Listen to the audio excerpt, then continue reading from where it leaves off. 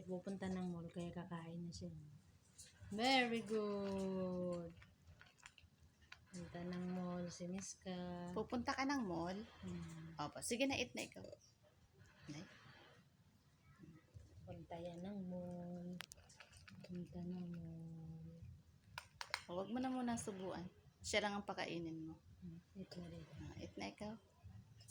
Hindi, ang kakain. Eat na.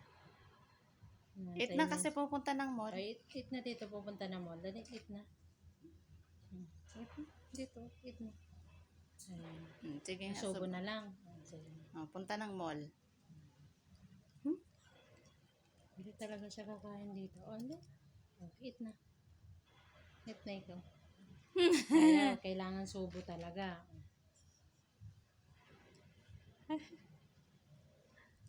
Ay, kailangan pa magpasubo. Ayun dyan na nga eh.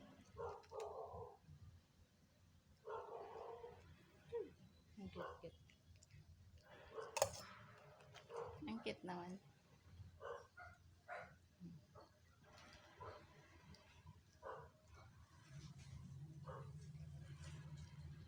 Very good yan eh. Very good yan.